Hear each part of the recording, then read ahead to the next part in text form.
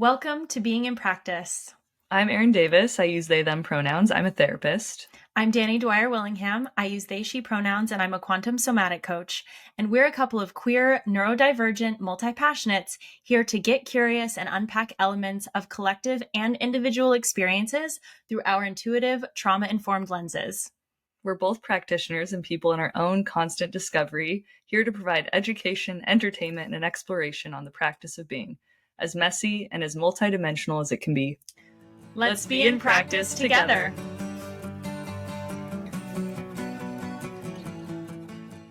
Hi, everyone, and welcome back to Being in Practice. I'm Dani. I'm Erin. And we are here with such an amazing guest today. Last week, we talked about how patterns of codependency can lead to burnout, can lead to overwhelm. And this week, we are going to be talking to Dr. Devon Price about neurodivergence and how that can influence so much of how we show up in the world that is built for and by neurotypical people, and how neurodivergent people especially are so susceptible to burnout. And yeah, so I'll just introduce our guest, Dr. Devon. Thank you so much for being here. Dr. Devon Price is a social psychologist and specialist in neurodivergency. He is a professor at Loyola University, and his work has appeared in Business Insider, Financial Times, Psychology Today, and more. And he has written 2 books, Laziness Does Not Exist and Unmasking Autism, and is just a person that we are so grateful to be able to interview today about neurodivergency and have a beautiful conversation about how we can learn how to thrive in this world and, create a better one for ourselves. So welcome, Dr. Devon. How are you today? Hi. I'm all right. Thanks for having me. Mm-hmm. Thank you so much for being here. So is there anything you would really like to share with our listeners about who you are and, the work that you do in the world? And, we'll kind of go from there. I think the bio kind of covers it a little bit, I guess. I write a lot about neurodivergence, autism in particular. Mm-hmm. My book Unmasking Autism is all about autistic people kind of going through that moment of revelation. So mostly those of us who find out we're autistic later in life, of realizing we've been trying to live up to a neurotypical standard that was never going to work for us. And my other book, Laziness Does Not Exist, is really about that, but with productivity culture and people just kind of reaching the point of learning that their value can't be defined by their productivity, because that is just a forever losing battle, and most years of our lives will not be productive. So life needs to be for something other than that. And just questioning, okay, if my life isn't for generating profit for someone else, what do I actually value? Who do I actually want to be? And that's the through line, I think, in most of my work, is trying to empower people to put aside what they've been told to be and to actually be what serves them instead. Thank you. I feel like, especially for our listeners, not all of us are going to be neurodivergent. Erin and I both are. But I feel like that applies to everybody. Like the unmasking process that you so brilliantly describe in Unmasking Autism, I feel like especially needs to be centered for neurodivergent people and especially autistic folks. And also, I think it's a process that probably most people could benefit from examining, because so many of us are walking around with social stigma and conditioning and all of these things that have been put on us based on how we're raised. And I feel like that process of just truly understanding our values and learning to live a life in alignment with those values is something that truly I feel like everyone, regardless of your neurotype, could benefit from. Yeah, I really agree. I like to say sometimes that neurotypical isn't really even a type of person. It's a social standard. And so nobody actually lives up to neurotypicality. Some of us might be able to neuroconform better than others to varying degrees, but we are all being asked to conform to a really narrow standard of what is appropriate in terms of how to think, how to feel, and how to behave. And so, yeah, I really do think everybody can stand to gain from reflecting on that standard and really asking, does this actually reflect me? And what are the ways in which it doesn't reflect me? What are the ways that it hurts me? And if we could just get a few more non-disabled identified people on board with recognizing that, I think the project of disability liberation would be a lot easier to fight for, because I think really everybody will be liberated by that. Mm-hmm. So I love that. And that brings up the question too, like who benefits, right? Who benefits from, what did you say, neuroconformity? Like who benefits from us neuroconforming? Mm-hmm. That's another, I think, like liberating self question we can be asking. I know I've asked that a lot of myself when I get down on whatever it is about me or how I think or how I'm doing or whatever, that always comes back to some form of, what's the word? Like, I mean, it's systemic oppression. Yeah, oppression. That's the word. That's the word. Yes. Absolutely. Yeah. Anyway. Yeah, you said so much good stuff in there. I've never heard the phrase. You like had a little shocked look. Yeah. No, neuroconforming to me is like, that's what it is. Cause I feel like there was a quote that I wrote down that was it stood out so poignantly to me about neurotypicality being a system of oppression, because it harms everyone, just like every other system of oppression does. And how, people with different neurotypes or mental illness, or people just being people, like having hard days and having like life struggles, how no one can actually live up to the narrow standards that the medical model of mental illness or neurodivergence or neurotypicality provides for us. And I feel like just embracing that alone has so much potential for liberation and for people experiencing their own like freedom of expression to be who they are. Like you said, the more people, especially non-disabled folks who have different privileges, being able to do that, I think, and work together I just feel like it can create a whole different world. I'm hopeful for that. The liberation. Yeah, I hope so too, because a lot of the tools that we just in society use to kind of keep people in place or just keep people kind of fractured, like ableism is just one of the tools through which that general project of like alienating people from each other and from their work expresses itself. So I think a lot about like norms of professionalism, for example. A lot of things that we get taught are professional to do are just not possible for a lot of autistic people to do, like faking an emotion you're not feeling or something like that. And that also is just a tool of like maintaining the social order, right? Of just expecting people to only show certain really kind of mild emotions, but not any kind of upsetting ones, or not being, having a disruptive emotion while you're at work, just things like that. You don't have to have a recognized disability or mental illness for not being allowed to ever cry in public being really damaging to you, for example. Yeah, I feel like the constructs that are placed on people in general are just completely unrealistic. It's like we are humans living in bodies in a very tough world and giving ourselves permission to be those people. I feel like you also so beautifully talk about, the reclamation. I think you called it the redemptive self. Is that a term that I'm using correctly? Like learning to have this identity of this integrated and redemptive self. You get to be all of who you are. Could you tell us a little bit more about like how you came to like create and also just like talk about what the integrated self is for you? Sure, yeah. So one thing that I was really informed by when I was writing the book and writing a lot of the exercises that were about kind of unmasking and unifying your sense of self, I walk people through in the book this process called the values-based integration process, which is by an autistic coach named Heather Morgan. If you're a practitioner, you can undergo a training to walk your own clients through this process. Heather's website is poweredbylove.ca. She's Canadian. And that resource and interviewing Heather and getting to know Heather and her work and what some of her clients had gone through in processing an autistic identity and kind of integrating it within themselves, that was really informative to me. It really helped provide me with a schema for how all of these things fit together. It was just this overarching like scaffolding that helped hold everything together, and really like drives the book. And I was also really inspired by a lot of existential kind of therapeutic approaches, which are just a little bit less reliant on the medical model and this idea of a therapist or a psychiatrist as an authority figure who knows what's best for someone, versus a more liberatory approach where really the person who's being worked with, the client, is seen as the expert on their own experience and their needs.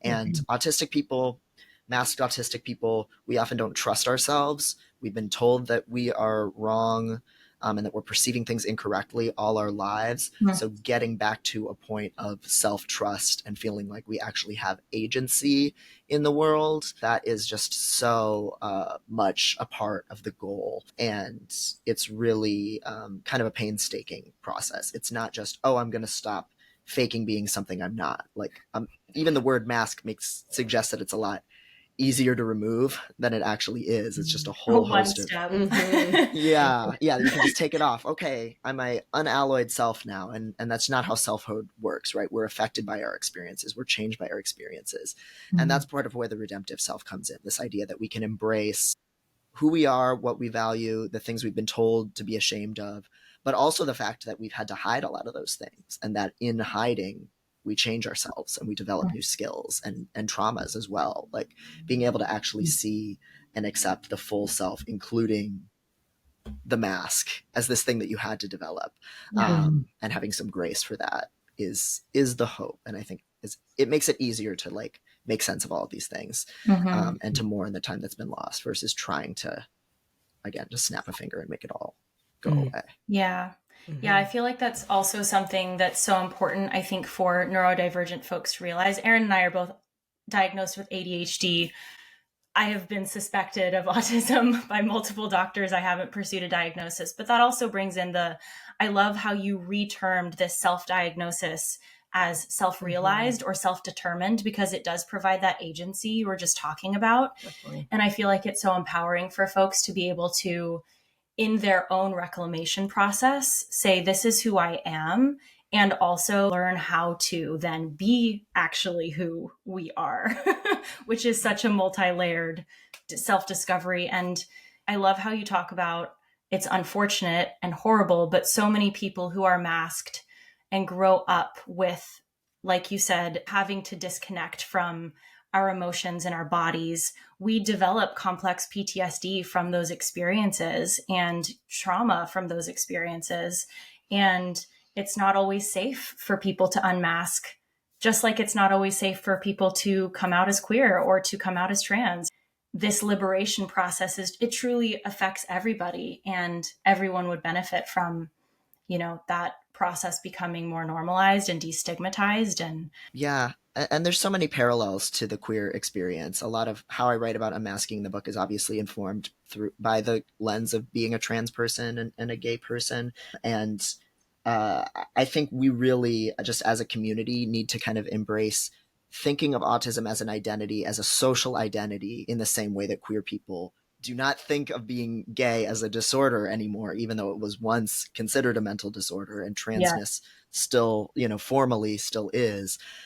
Historically, when people talked about coming out as gay, that didn't mean telling everyone. It didn't mean telling your boss and your family members that might reject you, and exposing yourself to that degree of vulnerability needlessly sometimes, or with no benefit.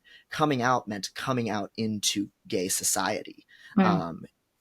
Finding your people, entering into, the gay bars and cruising spaces and ballrooms and things like that, where people found one another. And I think we can think of autism in much the same way too, where you don't need a diagnosis to recognize you're part of an oppressed category. You don't need a diagnosis to say, oh, I want to start living differently. And you don't need to be out to everyone around you if you don't want to, if you're not ready yet, if it's not safe. You just need to find your people and your community where it is safer to be more your authentic self, and where you don't feel crazy and broken. And from that, a lot of social power can emerge. And from there, we can talk more about those bigger, riskier disclosures, which some people really want to do, some people don't. There's a lot of different reasons for and against it. Yeah, so I guess maybe for our listeners who haven't read your books, people tuning in, just getting to know you potentially for the first time via this podcast episode, I guess I think it'd be potentially beneficial to hear how, and I'm curious too, having not read the book that you did, Dani. Unmasking Autism. That one. Mm-hmm. How coming to this conclusion, identity, however you relate to autism in your diagnosis or identity, how has that helped? Like what has that given to you in your life versus before you had this as a part of your life or knowing it as a part of your life? Yeah, I think I would again kind of just draw the parallel to queerness. It gives you the ability to articulate that you are something different from what you've been expected to be, and that there are other ways of being in the world. Before I knew I was autistic, I really thought I was a huge misanthrope because I just generally was really stressed out in big social situations. I didn't know how to relate to other people. This isn't true of all autistic people, but I can't really empathize with how people are feeling based on looking at their face or anything like that, which, growing up, with no awareness that that's a thing that many autistic people struggle with, you only hear that kind of trait attributed to like serial killers or like sociopaths and like all of these really stigmatizing labels. So I really and then you add queerness on top of that in a time and place where, so I'm in my mid 30s. So, when I was growing up, it was the period of like queer coded villains. And that was basically it in terms of your representation, right? As a queer person. So all of those things melded together meant I really just thought I was like this evil, callous person who couldn't relate to other people and didn't like other people and had no like place where I could find belonging in society, which was very heavy and very isolating. After finding out I was autistic, it was this, breath of fresh air and this ability to attribute to disability something that I had long attributed to like almost malice or something, that I was not like all those times that I had hurt people's feelings. It wasn't because I was an evil person. It's because I couldn't read in between the lines and the social cues to know that there were certain things I wasn't supposed to say, or that, a certain observation would be unhelpful on an emotional level, even if I thought, oh, I'm just telling this person the facts. Maybe it's a fact they don't want to hear right now, and it's not helpful. That being stressed out around people didn't mean that I actually hated people. It just meant my sensory system was like not regulated. That I felt this distance between myself and other people because I was masking so hard, because I didn't want to seem like a freak or a weirdo or too enthusiastic about certain things. And that's why I felt so removed and kind of dead inside all the time. It changes everything when you realize you're not just like defective as a person. You've just been told that how you function naturally is wrong. And with that kind of revelation, it's not all freeing. It's not all roses, because you do have a period of feeling like, for me at least, and for many people I've spoken to, sometimes it's a period of years of just, oh my God, I'm never going to be good at these things. I am broken. I have a name for the brokenness now, and that's great. And that gives me some license, but now I have the stigma that comes with having a disability that's never going to go away. So that's a stage of the processing for a lot of people. But then I think most of us, after years of thinking about it and unpacking it, come out the other side and realize, okay, I was given the wrong tools for understanding myself. I was not given different options about how to be. And I can navigate both accepting my limitations and embracing just the ways in which I'm different, and demanding what I need to actually get by as I actually function and hold all of those things in balance. Yeah, I love how you talk about, in this sense of reclaiming agency as a, disabled person or a person with a disability, being able to be comfortable advocating, in self-advocacy, like, this is what I need. These are the accommodations that support me. This world is inaccessible for people. And, putting the onus on the individual is both important because we all deserve our own agency, and also demanding so much more from the collective, from workplaces, from really anywhere, because and accessibility spans the gamut of every disability. Like, disabled people are only disabled because the world, as you describe, disables them. The only reason disabled people have disabilities is because the world that we exist in currently is disabling for people who think differently, move differently, work differently, speak differently, hear differently. Like, the world disables us. And I feel like I mean, now I'm just like, okay, where do we start? Where do we start with this process of reclaiming a world in industry and capitalism? I feel like people are disabled because of the world that we live in. So you talk so much about like finding your community. Do you want to talk a little bit about, for our listeners, like how you've done that, or what you recommend for folks about, I guess, just starting where you are in this space of reclaiming self-identity? Sure, yeah. Because I do think, for just kind of going off what you were saying, like what kind of comes next, or where do we start when we know that we're like disabled on a social level, on a systemic level? What comes next from realizing that? And I think organizing is kind of the answer, and that is really long-term work. Neurodiversity, just by its nature, is a political idea, right? It's an idea that says, okay, a lot of the differences that you've been taught to think of as an illness that needs to be cured or medicated or trained out of someone is actually something we should accept. And if we're going to accept it, that means a lot of our expectations for what it means to be adults in society needs to change, because a lot of people cannot, work a full-time job, be completely independent, and do all of those impossible things that capitalism expects of us. And so reshaping society, when it's been shaped around that kind of model, is a lot of long-term work. Yeah. And that's daunting. And so I think it does begin at first with just finding and cultivating some of the spaces where you can be a little bit more authentically yourself and begin practicing self-advocacy. A lot of autistic people, because of masking, because of trauma, because of, being pushed through therapies where we're like ABA therapy, where we're kind of trained to kind of neuroconform, those of us who've had to go through that, we're not really good necessarily at conflict or self-advocacy, because that's really just been beaten out of us. And that is also a really huge barrier to forming community at first. So one thing that I do write a lot about now, increasingly after Unmasking Autism, is the relational piece. Because I think, and I'm starting to think that I might even have a whole book kind of on that in me yet, because I think after you unmask yourself, you kind of have to unmask in your relationships. And that means like retraining your family how to be there for you, or deciding whether to still have them in your life. It means redefining your relationships, everything. So it's hard to even pin it down to one thing. But for me, it's been a lot more of going out in the places where I thought I didn't belong and wasn't welcome, showing up to things through the kind of social anxiety of thinking that I was not behaving appropriately, when really most of the time it's fine, to actually be a part of society, even if, the way you behave is a little bit different from the norm. A lot of learning how to manage the conflict repair cycle in a healthy way, and actually to name when you're upset or disagree with something. That's something a lot of autistic people, including myself, struggle with. And for me, I also had to unlearn a lot of expectations for what community meant. And I think it's kind of a white supremacy thing as much as it's also an ableism thing. Like, community isn't something you just like walk into one day and you just belong to.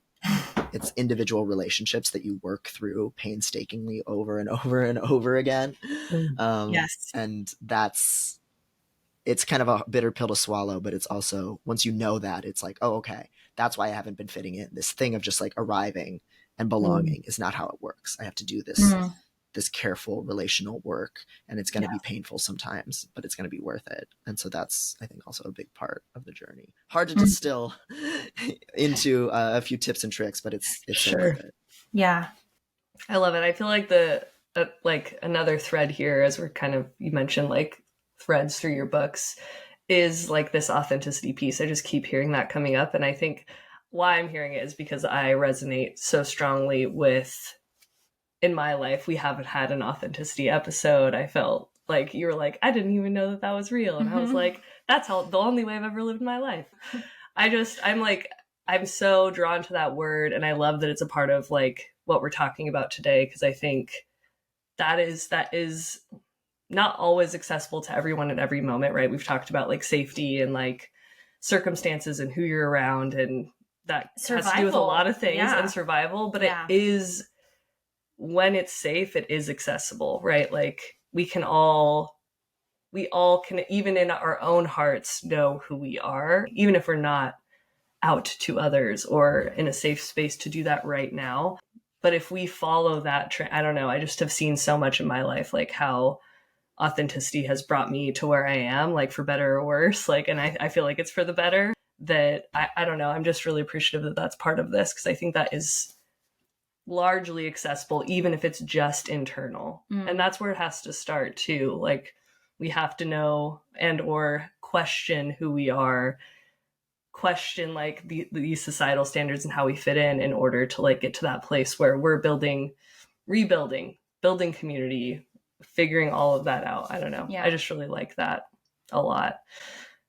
And it sounds too, I was going to also comment, like, we just recorded the shame episode, right? But like, I am bad to, I have this thing, and it's not about who I am, more about society. And there was still a process for you, but I just wanted to highlight that as well. I think that's super important, that it's not about, like, I think about my own diagnosis with ADHD, right? Like, I went from I am stupid to, I learn differently. I have a learning disability. Mm-hmm. Yeah. I learn different. Like, and right. and that was my own process as well. And it wasn't just snap, I have ADHD and everything's better, and now I'm great at everything. But it was like the beginning of that change to where now that isn't a big part of how I like live my life. So just for our listeners, I don't know. I think those are important things that I just took from everything you said. I think it's also important to highlight, though, as people who, just as nonconformists, because I feel like being queer, being neurodivergent, anyone who dares to do things a little bit differently in the society, to like typically in upbringing, and I know this was certainly my experience, I was told to question myself constantly because I did things differently. I was too sensitive. I was, I had my stims, and I had my wild special interests that nobody else understood. So I was constantly told that I was wrong and that I was bad. And in that process, I think even you saying like, it's up to us to start questioning that for ourselves. And also I feel like when we are neurodivergent or different, like, questioning doesn't always feel safe and it doesn't always feel possible. Very true. So I think like this is kind of where the support comes in also. Like, even if we're like, that feels too big and too scary, I feel like learning how to create even one like safe, close edging to secure attachment relationship, to even just be able to start to feel safe enough in ourselves and in one relationship to start to do that questioning and that unmasking. I think the overwhelm can come in of being like, questioning everything feels really big and really hard. And I think it's so important to also like understand that this can be like so bite-sized and, cuddle stuffies, like do your stim while you're like thinking about these things, because I feel like it can feel like very nerve-wracking to go like existential all of a sudden, Yeah, it's very big and it's very abstract, and I think this connects back to the authenticity piece. Like, how do you figure out who your whole authentic self is and start living as that person all right away? And it doesn't really work like that, but it can really start with just like being able to articulate more, like, I don't like that. Like, just even being able to say, I don't like how this person talks to me, or I'm going to tell, my mom, if she brings up this subject, that I'm going to leave the room. Like, so much of living more authentically is just like putting those boundaries around what you're going to let actually into your self-concept, and being able to also find those small refuges of, these are the people that get it. And the way that you get there is by being able to articulate, I don't like that. I don't like this environment. I don't want to be here. I don't want to hear this. I'm not going to do this. I'm not going to aspire to be this thing. Here's somebody else who's also a hater of some of those things, and we can find relief in each other complaining about this. And here are the things that feel good and actually right, that I was told were wrong or embarrassing, or too sensitive to enjoy. Just like, you can move towards those things on a micro level. And I really think that is the place to start for most people, because a lot of times we don't even know how to recognize our feelings at first. So just even being able to get to the point where we can say, I like this, I don't like this, is huge. Yeah, as a somatic coach, so much of the work that I facilitate in titration, which is like, in tiny amounts, is learning interoception, which I know you talk about in your book as well, because And again, this is blanket for most people who grow up in Western society. We are taught and told to disconnect from our feelings. We are taught and told to disconnect from our bodies. And like learning that can take so much time. And it also influences how we are able to say, this is what I'm feeling. And I don't like what is making me feel that way. Therefore, I can like speak that and then take that power back for myself. It's like in a perfect world, right? We would all have agency. We would all have the time. I think this is where I kind of want to circle back into burnout, because I feel like I see people, especially online, which I think is a blessing and a curse for, many reasons. But there are people who have privileges to be able to take sabbatical, to be able to take time off for burnout. And I feel like you talk so much about this piece of like autistic folks and folks in general in late stage capitalism often don't have what is required to sustain like grinding and, full-time jobs and then life and all of the things. And I guess, yes, in perfect worlds, we would all be able to say like, I am burnt out. I'm taking 6 months, like nobody speak to me. But and how have you dealt with this personally? And then also like, do you have recommendations for people who might be feeling like, whether they've got an autism diagnosis or self-realization or not, how do we take care of ourselves? How would you take care of yourself? And how would you recommend folks to do that as we start this process of like living in a world that might be better for us? Yeah. I have a lot of thoughts on it, and I'll first start by sharing my own relationship to it, just with the caveats of all of the privilege that kind of goes into the decisions that I make about it. And I'm sure some people listening will kind of like roll their eyes and be like, well, I can't do that. And I'm kind of putting it out there just because I know that's kind of the part of the point. I want to be clear about how, I'm a professor. I have books that have like started selling well. I have a little bit more leeway to think about a lot of these things than most people under capitalism do. So I just want to own that first and foremost, and then kind of from there go into how I've seen other people manage these things. Life under capitalism today, working life under capitalism, it's not evidence-based for anyone. The research is really clear that the average person can only work 3 or 4 hours per day, and that the rest of the time they're at work, they're just pretending to be productive because they're going to get in trouble if they don't. And that is an incredibly draining performance for everyone. It's not good for anyone's health, but it's particularly draining if also doing the social niceties of work and just being in a work environment requires masking your disability. That's just a whole other level on top of that. And some of us just can't get along in professional environments. We get told that the way we speak, the way we think is just inappropriate, and we just, get fired for it routinely. And that's something that, many of my close contacts and colleagues and friends have experienced in all kinds of different fields as autistic people. And so surviving under capitalism the way that we've been taught that we're supposed to survive, you work every day of your life except for the weekends, and then you retire. Like, that's not in the cards for many of us. And so it requires really reimagining what life is supposed to be. And one of the good things is that we are pretty like neurodivergent thinkers. We tend to kind of think a little bit outside of the grain. And so, we see lots of autistic people reinventing what family means, what a supportive social structure means, and what it means to live a life. So for me, I'm planning for an early retirement. This is something that I've known I was enamored with the idea of since before I even knew I was autistic. I have not had much lifestyle inflation even after I went from being like kind of a struggling adjunct to having a full-time job and health insurance. My rent is like $500 a month, which is, Chicago is amazing for being like affordable, but also a big city. Heartily endorse it. And I sock a lot of money away, and I don't try to inflate my lifestyle to what I've seen most other professors and writers who are like semi-successful, like live like, I don't want a car. I don't want to own like property. I don't want necessarily to have kids. And that's, other people have to make different decisions about what they need out of life. But for me, I'm trying to live in such a way that I can go at a very slow pace and do a very minimal amount of work as I get older, and put the rest of that time into looking after my physical health, looking after my friends and being there for them, being able to use some of this privilege that I have and put it into practice in terms of actually being there for people and being there for my community in terms of both activism and just the interpersonal piece, and just really killing as much as I can that guilt in my brain that comes from academia and capitalism and all that stuff that's like, you should do this project, you should achieve this thing, you should say yes to this thing because it's a big opportunity, but it's an evil organization.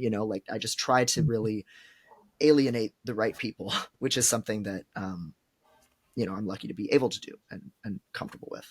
Yeah. For a lot of my loved ones and other autistic people that I know, it's things like talking about, okay, we're all going to live together when we get older in a house. We're going to all take care of each other and pool resources. I'm going to help with your, child rearing, even though the kid isn't, in the eyes of the law, mine, but we can be a family together. Can we have this like farm together, outside of the city?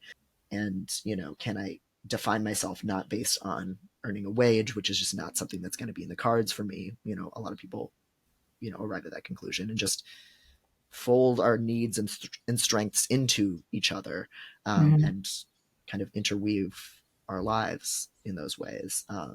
And again, that's really hard to do. It's really hard to build community under capitalism because we're working so hard all the time and so alienated. It's really tough stuff. So I don't want to make it sound like it's too, I don't want to be too Pollyanna-ish about it. But I think that is one of the great strengths of a lot of autistic people, is that we can reinvent and go back to a lot of the different ways that human beings have lived and taken care of each other historically, even when like the nuclear family and being an individual is like what's forced on most of us. Yep. We talk a lot about that in both previous episodes of the podcast and also just like in our personal lives. I blew up my nuclear family, and I have a kid that I am raising now with 2 partners and a polyintimate community, and, their father who, it's like we're all just redefining what family can be and what living outside of and creating outside of the current systems to create new ones can even be like. And I just feel like it's so, again, we've talked about this so much. We have like 2 episodes about it. Like how we decide for ourselves what that could be like, but then also like enacting it is like the most beautiful, empowering process, because I think especially for people who have been outsided and othered our whole lives, like reconnecting and reclaiming what connection and what like support and what like sharing resources and what like true belonging can feel like. I'm like, that's where we start. I feel like that's where we start. Because that ripple effect, like if you're doing it, if Erin's doing it, if I'm doing it, if there's other folks doing that for themselves, like that ripple effect can then be huge. And like, surely those networks can be woven together also, right? I'm like, that's a new world. That is. I feel like having autism is like a little bit of a superpower in a way. Not that it's all like, again, Pollyannish, but like what you're talking about, Dani, what Dr. Devon's talking about. Just being able to see, I don't know, like I feel like we're able to see things for what they are, and they're messed up, they're broken. That doesn't work for my value system. If you can get to this point, right? Not everyone can, not everyone has that's going to be listening. But I feel like I've gotten to the point where I'm like, work 5 days a week and then have vacations and weekends to retire. Like that's your golden, like what is this bullshit? What is this bullshit? No thanks.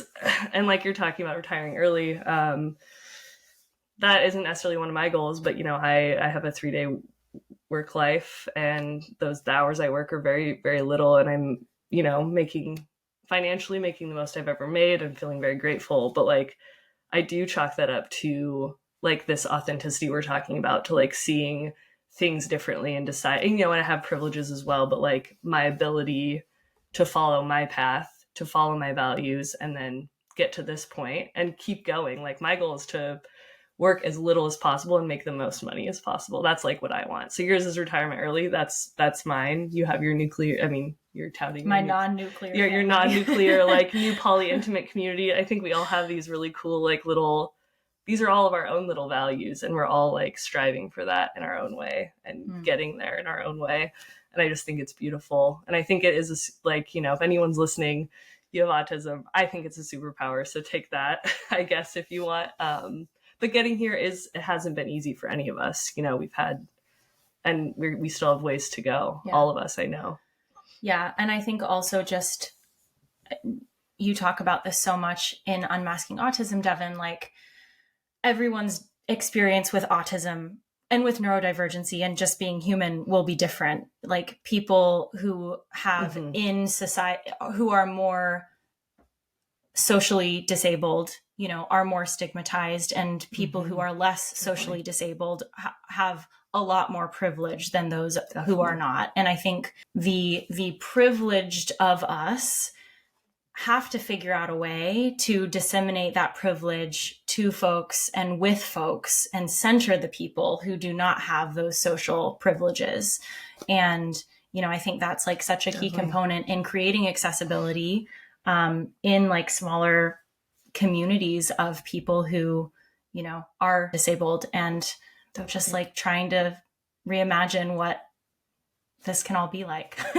Do you have any, I guess, like, what are your highest dreams and visions for autistic people? Like, what would that world look like for you in a world that autistic people and disabled people were centered and were liberated and were able to be, you know, those needs would actually be met? I don't know. I'm more of a person who finds fault with things than I am an idealist. So I'm not necessarily the person who should be writing the charter for the communist utopia necessarily. I'm more the person who would be like, well, here's the problem with that suggestion. But I think when I envision like where do I want us to be, I want to see more and more people realizing that they're not served by neurotypicality as a standard.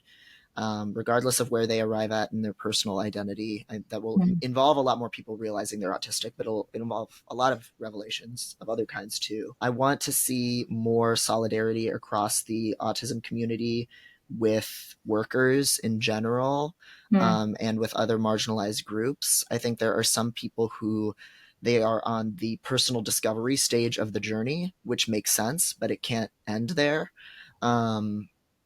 It has to go further to seeing how all of these things are interwoven with each other, how ableism is a tool of anti-Blackness, how capitalism defines all of these categories, etc.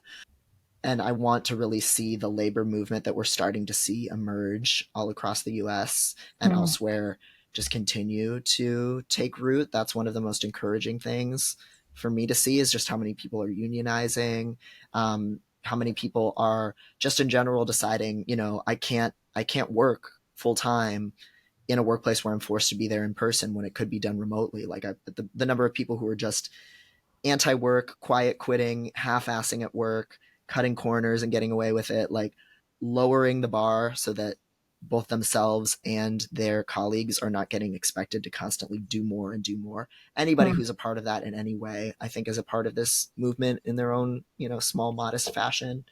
And so I'd like to just see these things continue to grow and kind of connect with and across each other.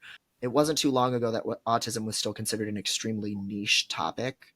And now all of a sudden it's something that lots of organizations are interested in learning about, that there's DEI initiatives for including autistic people.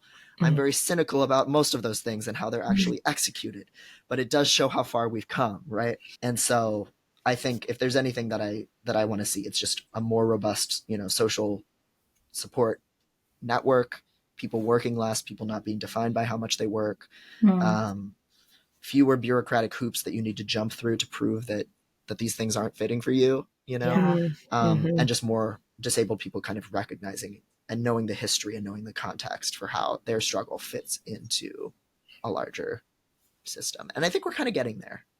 I think we're headed in that direction. So. Agreed.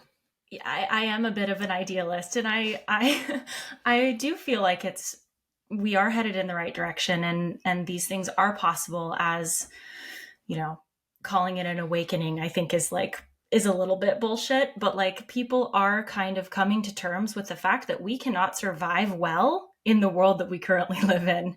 And I think that, you know, it's been a hard reckoning, and it will continue to be as we learn how to dismantle the systems and learn how to rebuild new systems that haven't necessarily been done before, from these places of acknowledgement that like things have to be better for everybody to be better for anybody, you know? I like that. Well Absolutely. said. Thank you. Do you have any resources that you would point people in the direction of? I mean, I guess especially centering autistic folks and people who might suspect that they're autistic, but really for anyone who, I know you already mentioned this values-based integration system, which I feel like is such a helpful resource for people. Is there anything else that you would like to share with listeners who might be curious about like starting this journey for themselves or continuing? Oh yeah, and some of them are resources that if you've read the book, I've hammered them home a lot. But for those who haven't, so poweredbylove.ca by Heather Morgan is amazing. There's a blog called Real Social Skills, realsocialskills.org. It's run by Rabbi Rudy Reagan, who kind of just talks about, from a neurodivergent perspective, questioning and unpacking a lot of the things that we've been taught are polite or professional or are social skills. You know, she really popularized the idea that non-compliance is a social skill.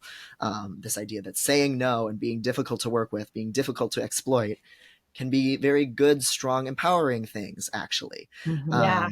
And it's a shame that a lot of, both for ADHDers, maybe even more so than autistics, we both get told that we are defective, or that we're not complying in ways that are actually just really bold expressions of agency. So that's a really great resource. Myth Shaber's Ask an Autistic YouTube series was one of my like big revelatory discoveries when I was kind of exploring an autistic identity for myself. Eric Garcia's book, We're Not Broken, is kind of a sibling to my book in a lot of ways. It kind of talks about autism more from like a public policy kind of perspective and political perspective. So I also really recommend that. There's actually just so many good resources out there now. We still need way higher quality peer-reviewed research, but there's now the journal Autism in Adulthood that is more by us, for us in nature. So we're finally getting some good science out there that actually reflects our perspectives too. So if you are getting interested in autism, if autism is a new special interest of yours, you're really in luck, because we are in an era where there's finally some of that scholarship that all of us needed even a decade ago. And that's part of why I wrote Unmasking Autism. Like, I tried to write the book that I would have needed when I was trying to figure out, okay, what the hell, who am I? How am I going to live in this world as I actually am? And there's just a lot of people starting to do a lot of that work and do really awesome stuff with it. So it was certainly highly enlightening. I mean, I cried my way through it, which was, I think, beautiful, you know, to be able to have that experience and the gift that you've given people through your writing. So thank you. And thank you for sharing all of those resources. I do want to tie this in. So you also mentioned, this is like another topic, but I'm tying it into our next episode, because you talk about how neurodivergent people are more susceptible to high control groups, like severe, you know, religious groups and cults and things like that. Our next episode will be interviewing a religious trauma coach about, you know, those cycles and what extracting from the trauma that can come with being, you know, indoctrinated and more susceptible to being taken advantage of, being exploited. So yeah, just to tie in with like what our next episode will be, do you have any insight or any perspectives on how people who have been indoctrinated and who might be going through this unmasking process, like any support for them or any words of wisdom for people who might have experienced that crossover of neurodivergency and being more susceptible to being exploited and taken advantage of in those ways, about how we can reclaim agency in like coming from like an indoctrinated background?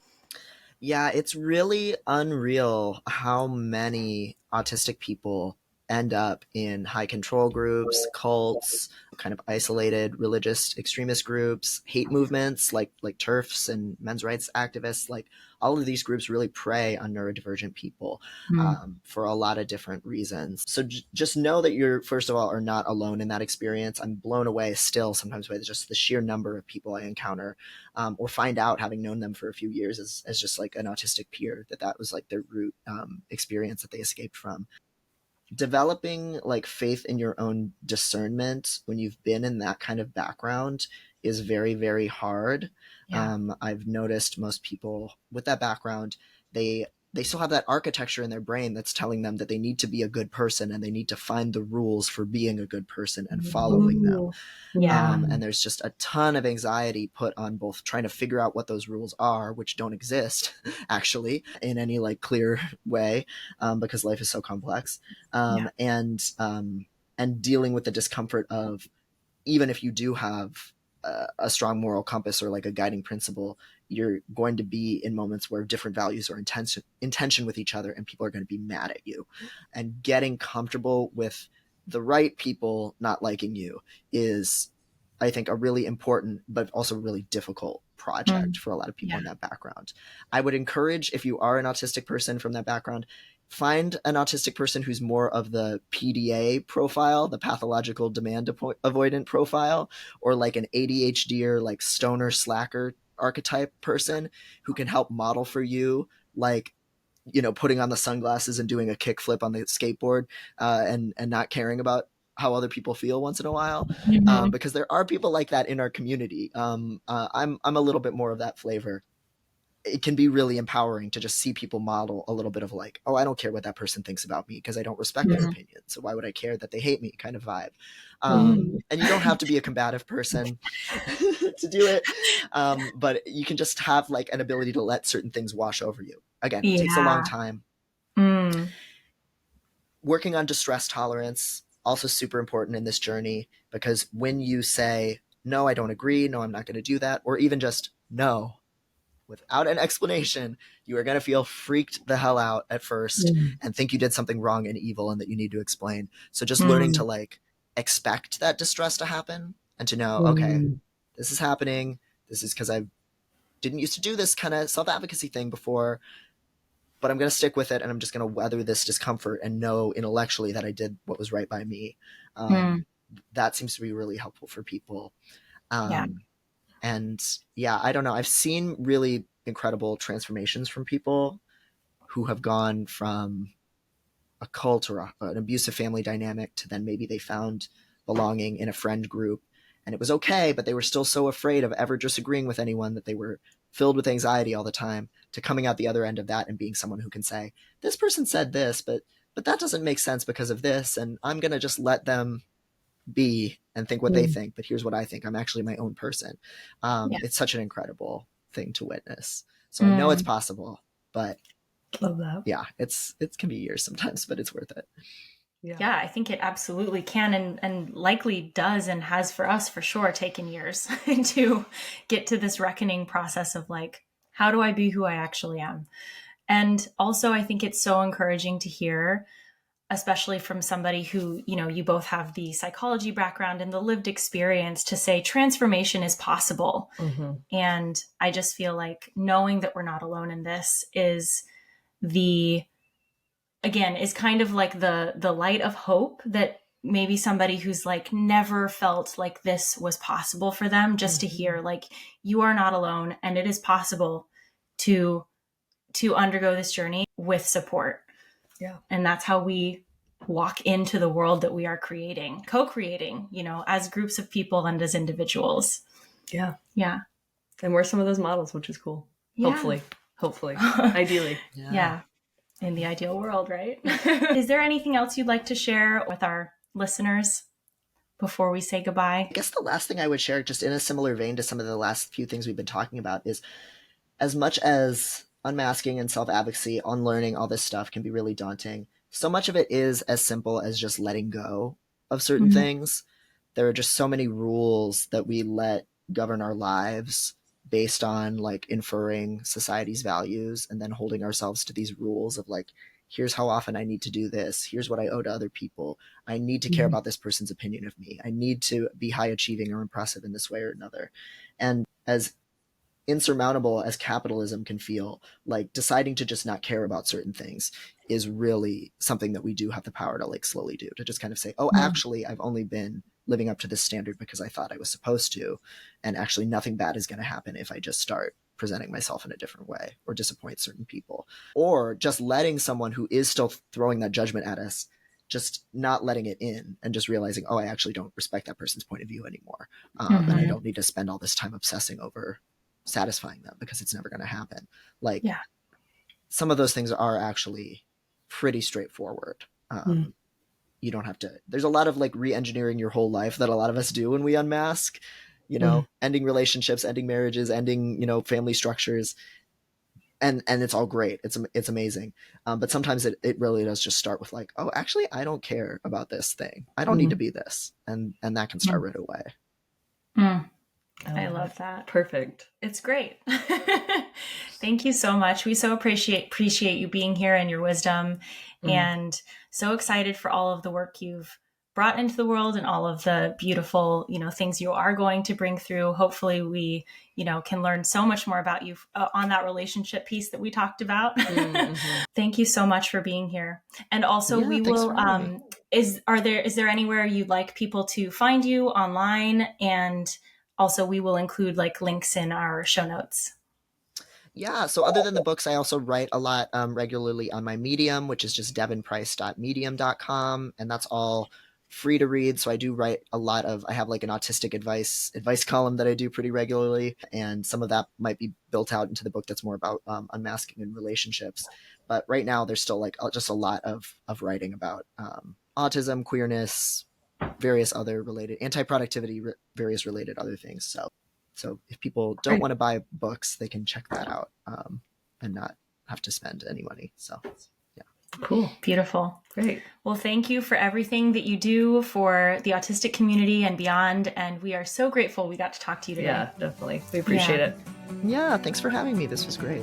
Thanks for being in practice with us. Yeah.